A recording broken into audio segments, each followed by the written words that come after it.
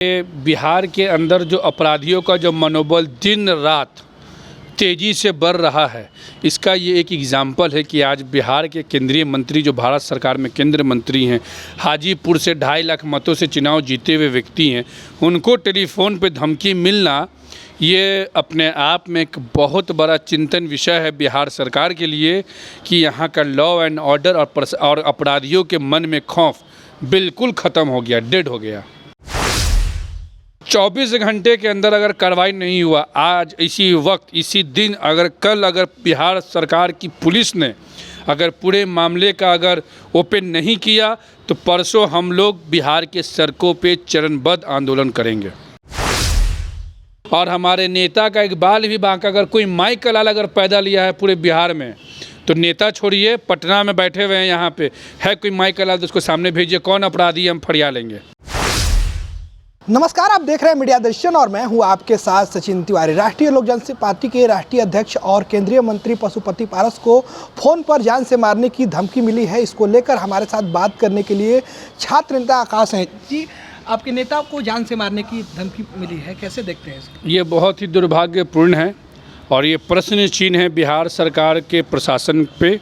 और ये बिहार के अंदर जो अपराधियों का जो मनोबल दिन रात तेज़ी से बढ़ रहा है, इसका ये एक एग्ज़ाम्पल है कि आज बिहार के केंद्रीय मंत्री जो भारत सरकार में केंद्र मंत्री हैं, हाजीपुर से 2.5 लाख मतों से चुनाव जीते हुए व्यक्ति हैं, उनको टेलीफोन पे धमकी मिलना ये अपने आप में एक बहुत बड़ा चिंतन विषय है बिहार सरकार के लिए कि यहाँ का लॉ एंड ऑर्डर और अपराधियों के मन में खौफ बिल्कुल ख़त्म हो गया, डेड हो गया।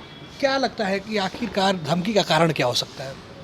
देखिए, धमकी का कारण जहाँ तक हमको मालूम चला यहाँ आने के बाद कि जो प्रेस कॉन्फ्रेंस हमने देखा और सर को जो रिकॉर्डिंग आया कि चुनाव नहीं लड़ने देना है, ये नहीं करने देना है, हाजीपुर से चिराग पासवान जी का भी नाम आ रहा है, तो ये अब जांच का विषय है।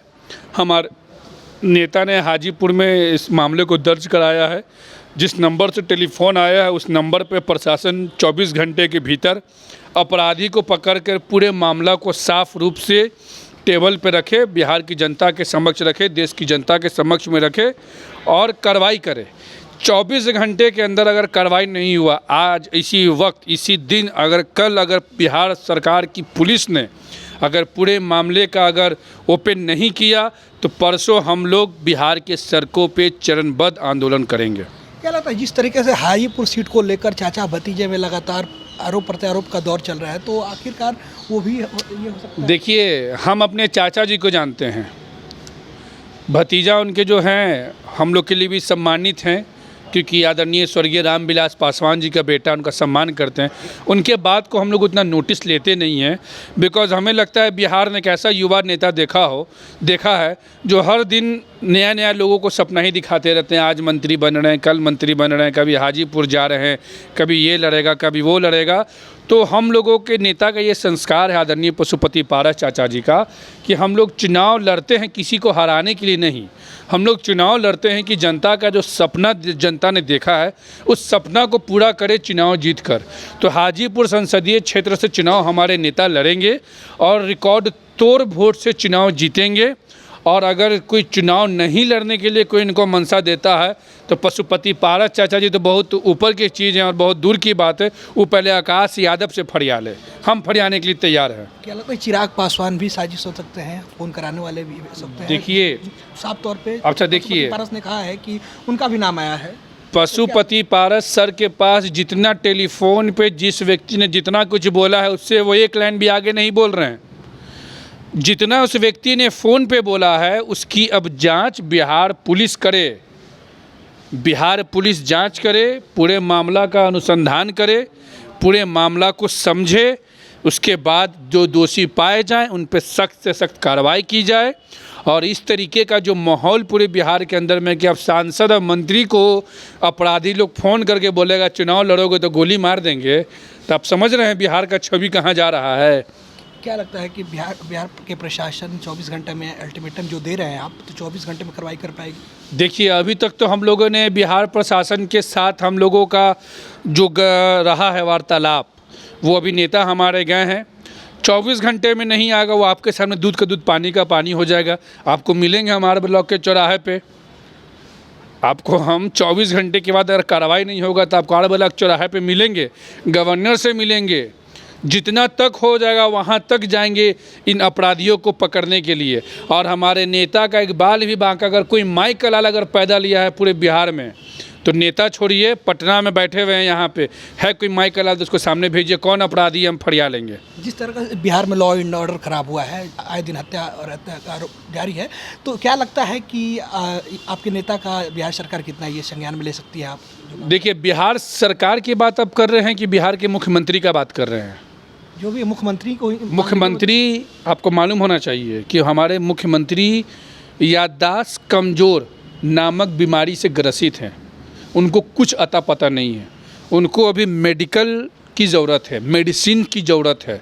हम उनके लिए भारत के माननीय प्रधानमंत्री जी से बात करने जा रहे हैं कि देखिए सर, नीतीश कुमार जी थोड़ा मेंटल, उनका जो स्थिति है, मेमोरी उनका लॉस मतलब होने लगता है और वो भूल जाते हैं चीज़ों को। मतलब गजनी 3 हो सकता है या गजनी 2 बिहार में बनाया जा सकता है बिहार के मुख्यमंत्री को लेकर, तो ये भूल जा रहे हैं। तो हमारा सवाल है कि गृह मंत्रालय तो इनका पास है, या तो ये गृह मंत्रालय छोड़े या तो मुख्यमंत्री के पद से इस्तीफा दें। यही 2 चीज़ है, क्योंकि मेमोरी लॉस व्यक्ति गृह मंत्रालय हमको तो नहीं लगता कि संभाल पाएंगे, और इनसे हमको 0% उम्मीद नहीं है।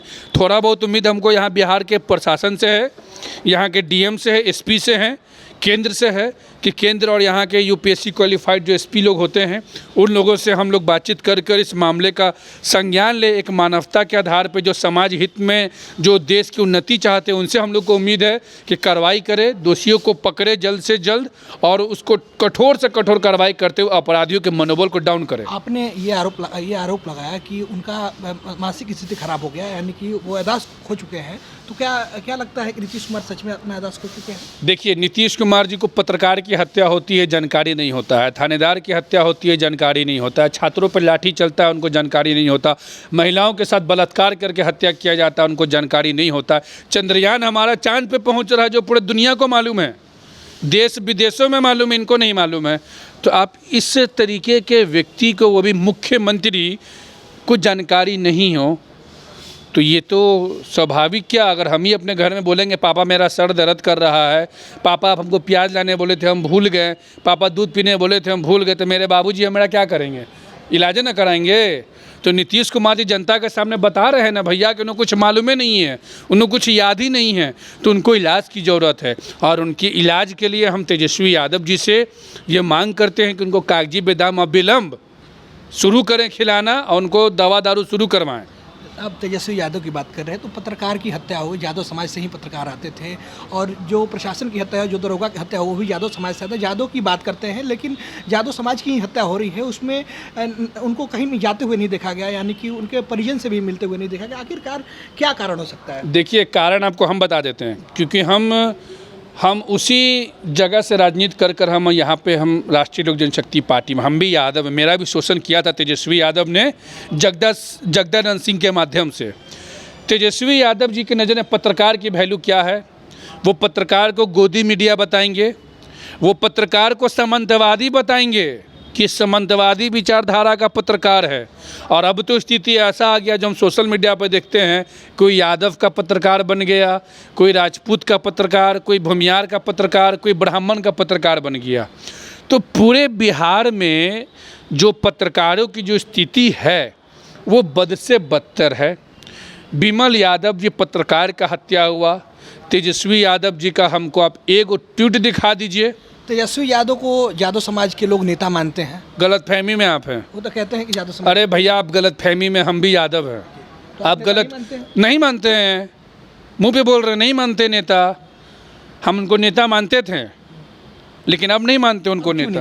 अब इसलिए नहीं मानते हैं कि जिस प्रकार अभी आपने सवाल किया ना कि यादव की हत्या हो गई, नहीं गया, तो जो आदमी यादव के नाम पे हम लोग को बेवकूफ़ बनाते हुए आए और यादव के नाम पे हम लोग को शोषण करवाएं, हम कैसे नेता मान लेंगे भाई? अभी आप पत्रकारिता कर रहे हैं, अभी आपको पत्रकारिता में आपको 1 साल खटा ले और आपको वेतन नहीं दे, आपको 1 साल मार के खटाए, आपको 1 साल बताया कि फलानमा न्यूज़ खराब है, फलानमा न्यूज़ खराब है, आपसे गाली सुनवाए, दुश्मनी बढ़वाए, और आपके साथ वो खड़ा नहीं, तब रहेगा? पत्रकार में काम कीजिएगा उस जर्नलिज्म में आप? नहीं कीजिएगा।